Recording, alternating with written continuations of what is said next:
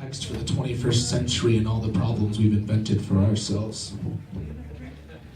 I'm gonna try something different tonight. I'm gonna try something. I'm just saying just a lot of shit, and either it makes sense to you or it doesn't. And I can only pray that for those of you that it doesn't, one day you wake up and you go, "Holy fuck! Everything that kid said makes sense."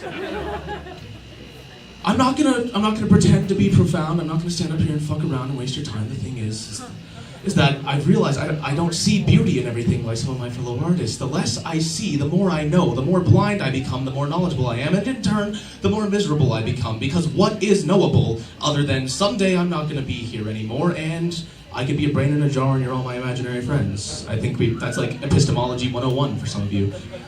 We'll start with this. I didn't say this. I just think it's a beautiful thing that I think about every day.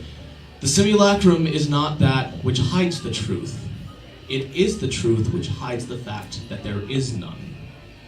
The simulacrum is true. Now, moving right along, we're going to take an odyssey into some soliloquy here of various kinds. In your hand, or in your purse, or in your pocket, you probably have a computer that fits in the palm of your hand, and with that you have access to any number of things. You can speak to your friends, you can share photographs, you can fucking take a picture of your lunch, and all of a sudden, you put it in sepia and you're a fucking artist.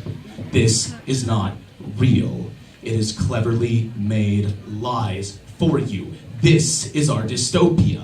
This is our matrix, the architects of which we have made fabulously wealthy beyond our imaginations with our insatiable appetites to consume and to be entertained. And I am as guilty as anyone in this room, but that's okay because none of it's actually real. Or it's as real as the fact that it's not. If that makes any sense.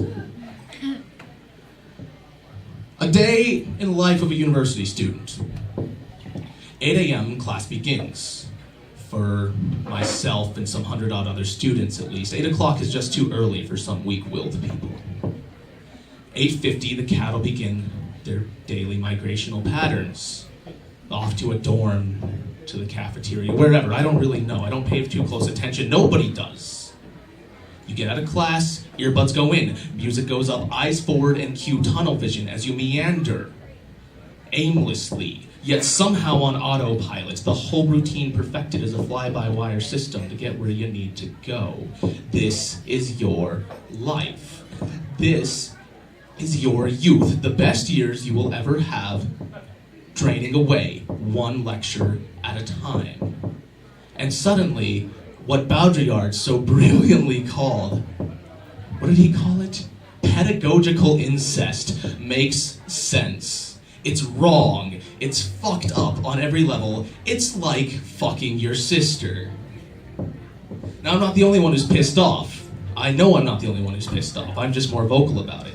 But why should little Johnny Legacy go and be a doctor or a lawyer? For every one student that walks out of there with a better head on his or her shoulders for having been there, how many more master reciters and regurgitators of a random assortment of facts walk out of there with no clue how we arrived at those conclusions to begin with?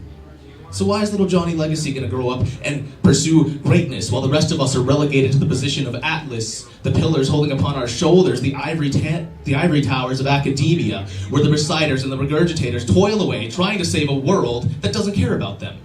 A world of which they know very little. We are society's neglected middle children, placed against our will as the intermediaries between brilliance, or at least that which fancies itself brilliant, and the vacuous, plebeian human garbage of our society. Now, I don't know about you, but I find all of this very, very disconcerting, and I am very, very pissed off. And I don't know how I'm doing. How am I doing on time, Emily? Okay. Let me see. I dog-eared it. Well, you kind of covered the whole freaking... I have one more soliloquy. This is the free will soliloquy. This is the most important soliloquy of all of them. Choice. What a lie this is, that I would try to convince myself that my own hand is the sole force guiding me down the path before me, which the unconscious I has already determined. I'm at odds with myself and with this illusion. Surely my free will is at best limited, constrained by the very laws of nature, restricted to the possibilities, seemingly limitless, albeit finite, permitted by the very dimensions which I occupy.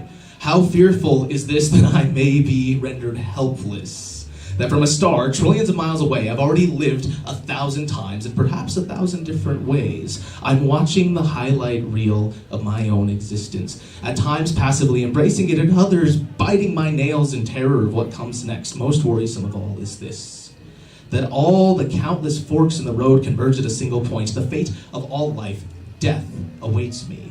And the question is forever burned into my mind: am I destined to kill myself? I don't know why this is, but given the path before me, determined perhaps by genetics or shaped almost certainly by my experiences, this seems the most likely candidate for my end. My only hope, the only modicum of what comfort and solace I still know, lies in the chance that somewhere among the twists and turns of life I may find myself on the road to martyrdom. That in my ultimate demise, by my own hands, I may not be called a coward nor selfish, and that my efforts to breathe life into beauty all around me may not be so easily forgotten. This is a fate that I can live with, but for the sake of my own sanity and at risk of growing complacent, I'll have to entertain other possibilities.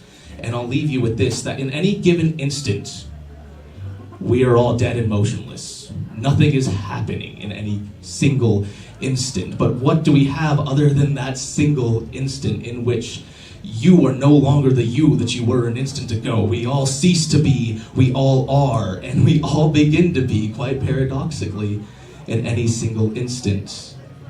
And I hope for some of you this meant something. Thank you.